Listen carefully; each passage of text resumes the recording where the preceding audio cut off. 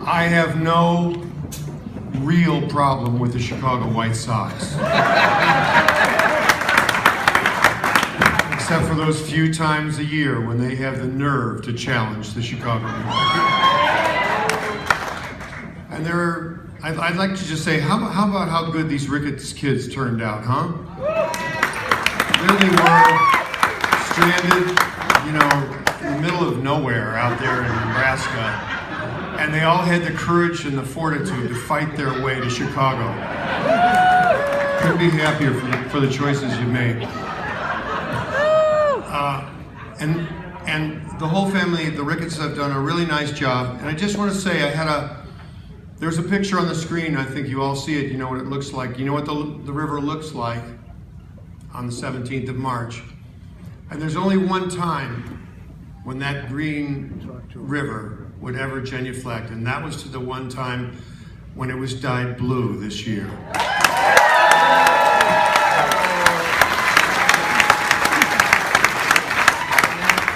I'm sorry, when I get around this many Irish people, all I can think is, oh God, we have homework.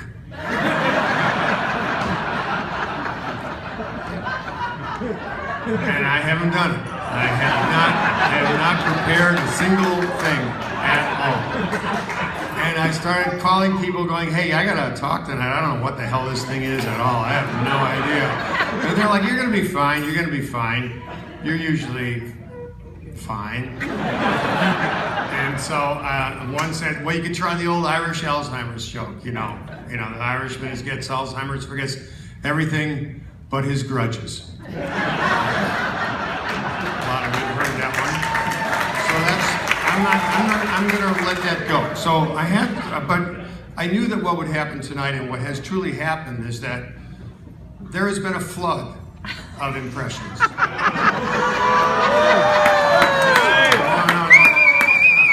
That's not how I work. That was a coincidence. But there really has been a flood of impressions. It's the only way to describe it.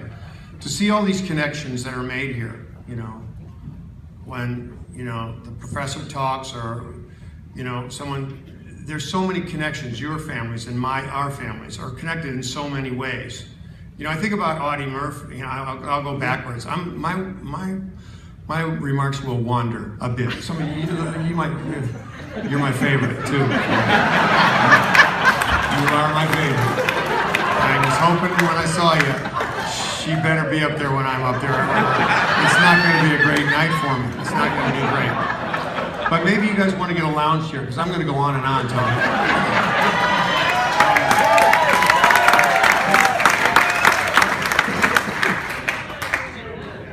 I happen to have a pair of Chicago Cubs reading glasses. I don't know where the hell you find these things.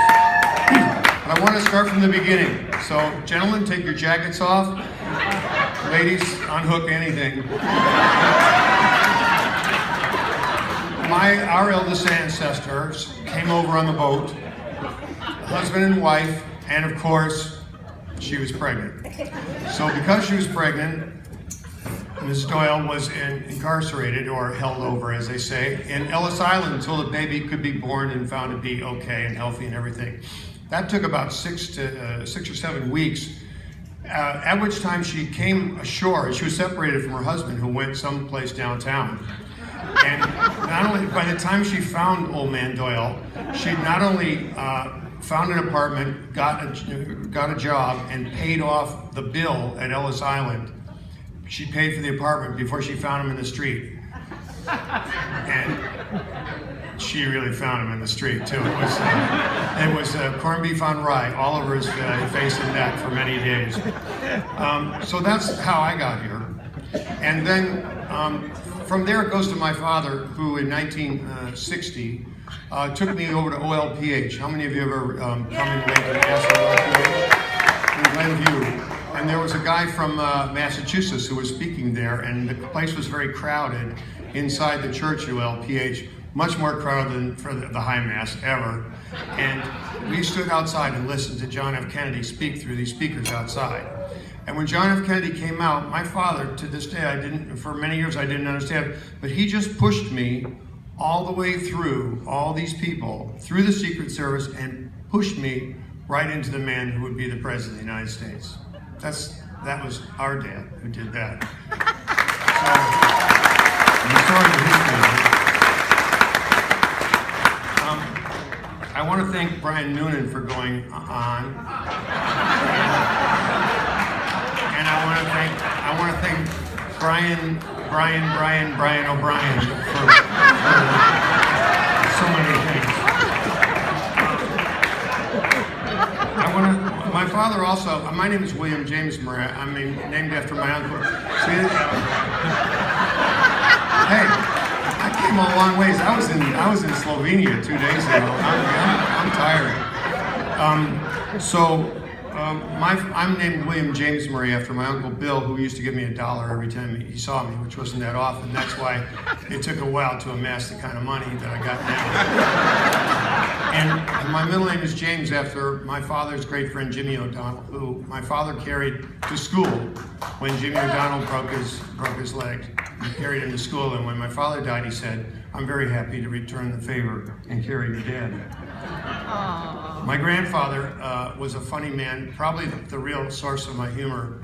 He had licorice in his pockets, and he was a very funny man. Actually, he would pop out his lower false teeth at all the grandchildren and just frighten the hell out of them, just terrify them, and say about my grandmother out of range, "You old bitch."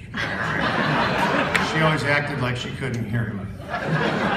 But he had a good career as a businessman, and then because he was lively and he lived to be very old, he got a job working at the funeral home down in St. Gertrude's Parish. He didn't really have a job, but he would go to the funerals, the wakes of people who had no real mourners.